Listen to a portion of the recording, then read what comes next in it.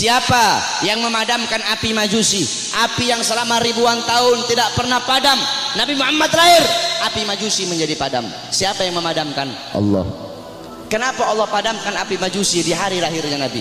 Kok tidak di hari-hari sebelumnya? Padahal tidak mustahil bagi Allah untuk memadamkan api Majusi sebelum Nabi Muhammad lahir bisa.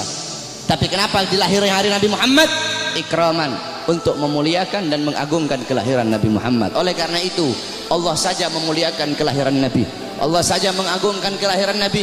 Maka kita siapa kok tidak memuliakan dan tidak mengagungkan kelahiran baginda Nabi besar Muhammad sallallahu alaihi wasallam. Oleh karena itu saudara-saudara, cintai beliau, jadikan beliau sebagai teladanmu, jadikan beliau sebagai pedomanmu, jadikan beliau sebagai idolamu.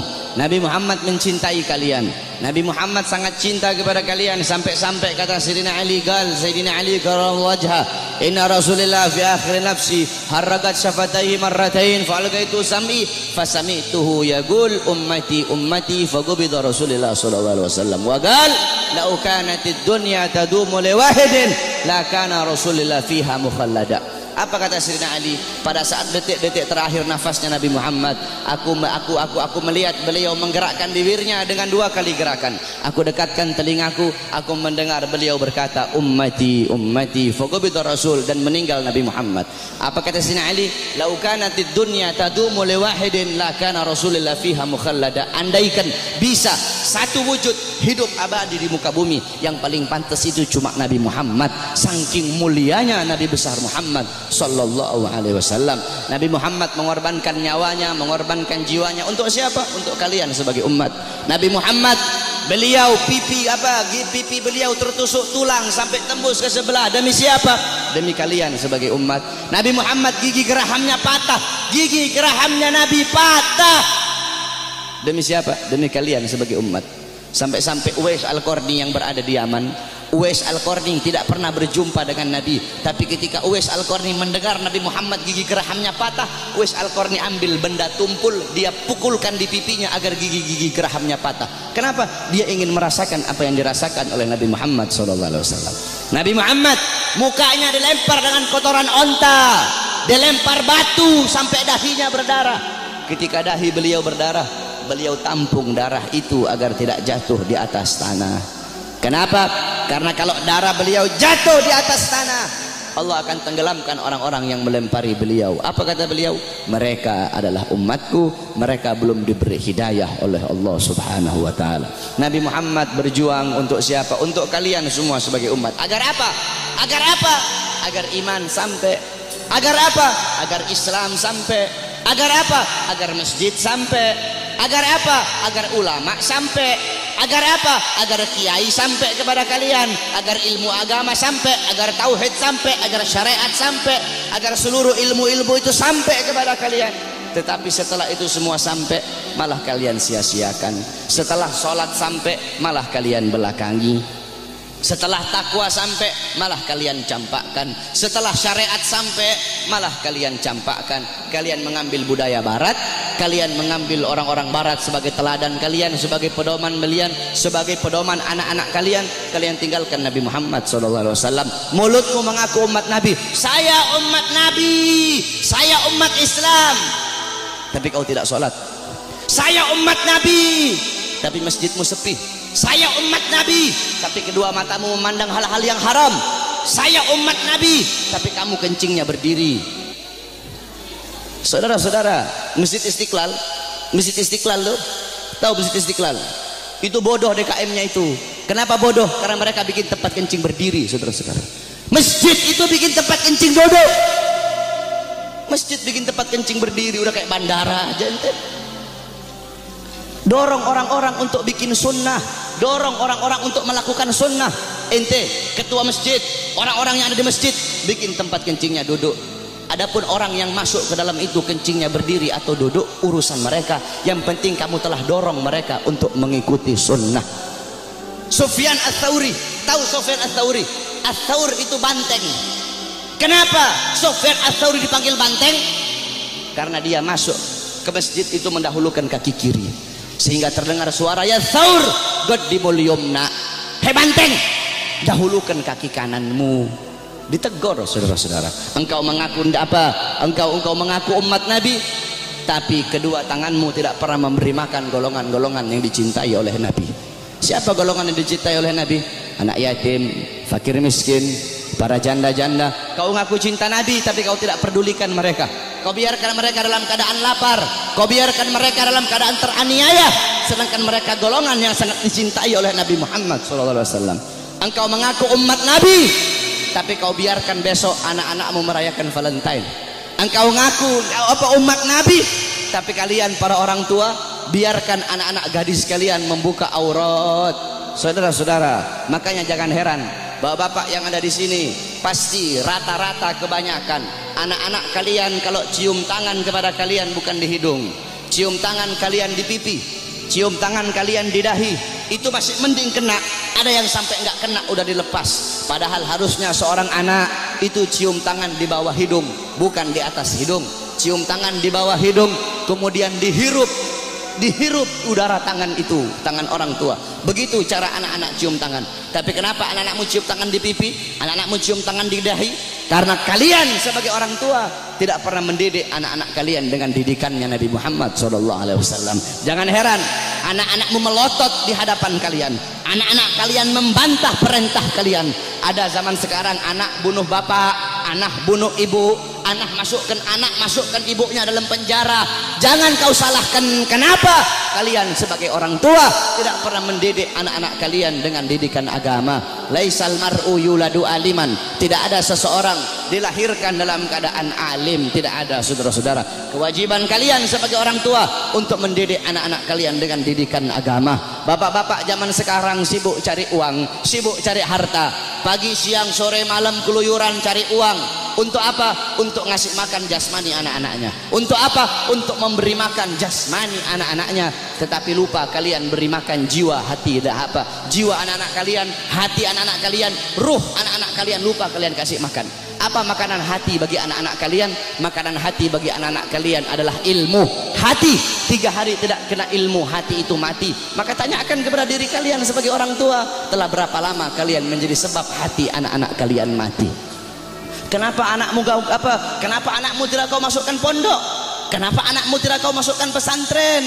Kenapa anakmu tidak kau ajarkan Quran?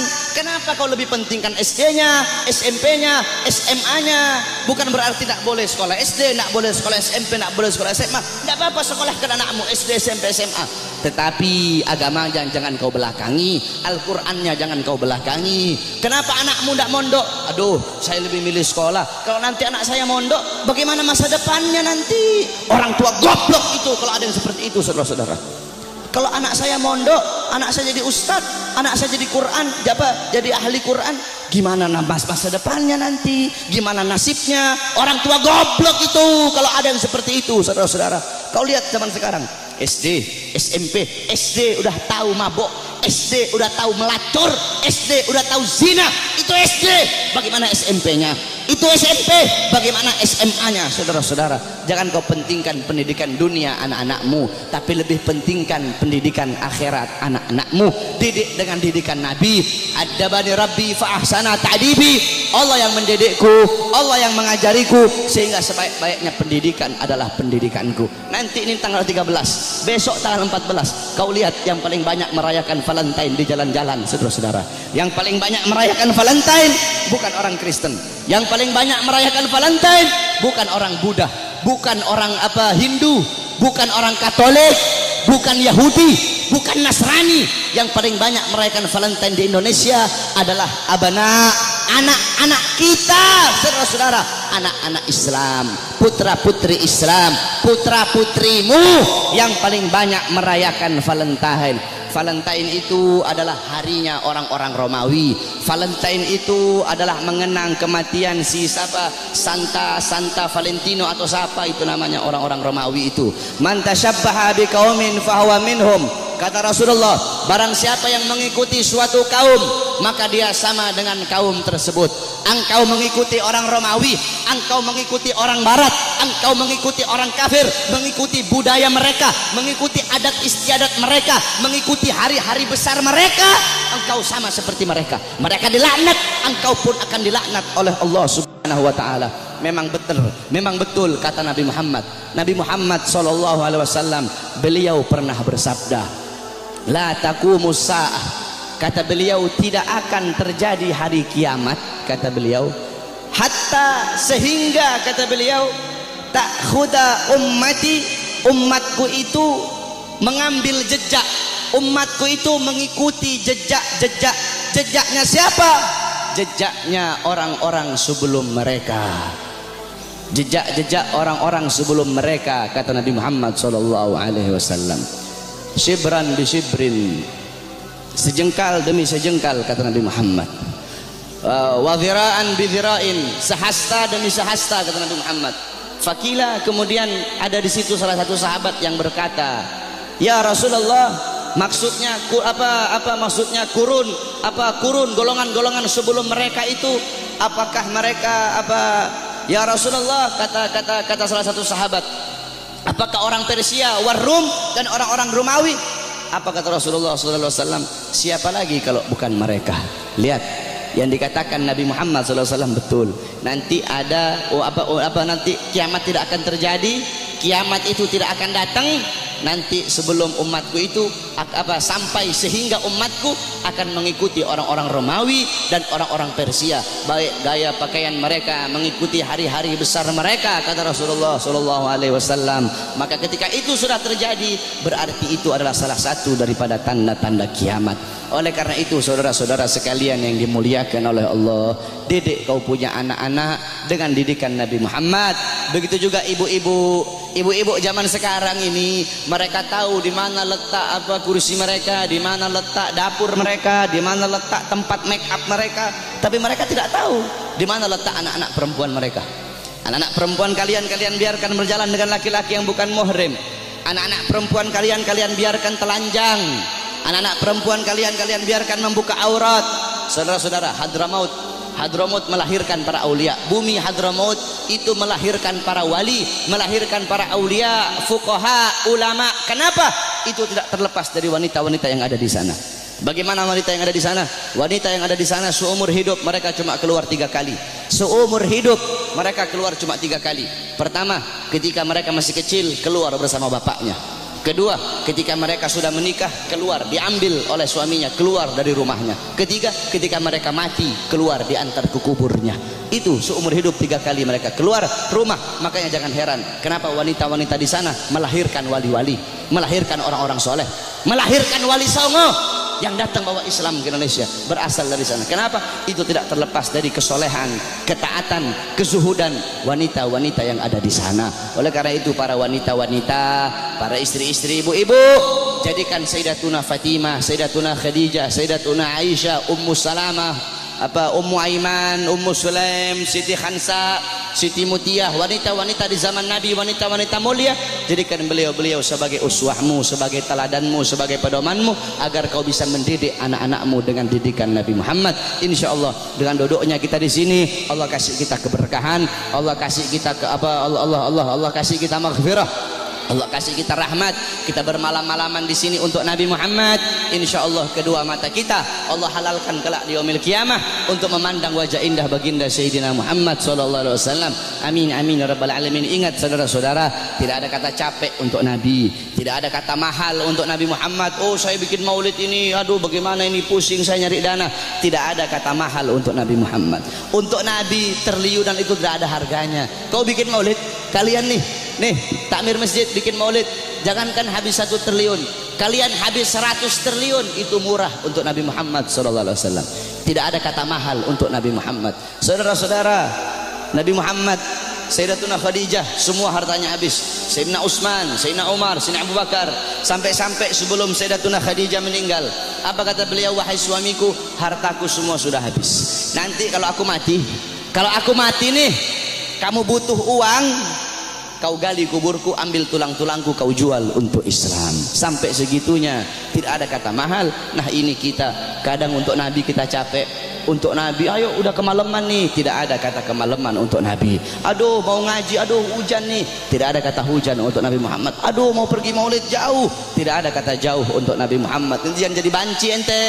Untuk Nabi capek, untuk Nabi jauh, tidak ada kata jauh untuk Nabi Muhammad. Pakai gaya-gaya, pakai baju my trip, my adventure, tetapi hadir-hadir di maulid tidak mau, sholat ke masjid tidak mau. Banci itu, bukan laki-laki itu, saudara-saudara. Oleh karena itu sekali lagi, para anak-anak muda, jadilah kalian anak-anak muda yang baik, jadi kalian anak-anak muda yang bagus. Jangan kau ikut orang-orang Yahudi, jangan kau ikut orang-orang Nasrani. Mereka tidak bakal bikin kau baik, mereka tidak bakal bikin kau bagus, mereka bakal bikin kau buruk, mereka bakal bikin kau terjerumus ke dalam kezaliman, terjerumus ke dalam maksiat, mungkarat, dolalat, sayyiat. Karena apa, saudara-saudara? Nasib desamu nih, nasib kampungmu semua ini ke depan, nasib masjid ke depan, desamu ke depan, itu tergantung anak-anak muda. Kalau anak-anak mudamu baik, ke depan kampungmu jadi kampung yang baik. Tapi kalau anak-anak mudamu rusak, anak-anak mudamu bangsat, ke depan kampungmu akan jadi kampung yang bangsat. Kalau negara sekarang ini anak-anak mudanya baik, kenal Nabi, ke depan negara ini akan jadi negara yang baik. Tapi kalau anak-anak mudanya narkoba, anak-anak mudanya judi, anak-anak mudanya melacur, anak-anak mudanya mabuk, ke depan ini negara akan jadi negara bangsat, saudara-saudara. Tetapi kita berdoa kepada Allah, semoga Allah jadikan ini negara-negara aman, ini negara jadi negara yang baik, jadi negara yang makmur. Makmur bukan karena pejabatnya, makmur insya Allah karena doa-doa para ulama dan doa para solihin. Amin amin ya rabbal alamin. Ya Rabbana syarifna wa karimna bi ru'yati sayyidina al-Mustafa.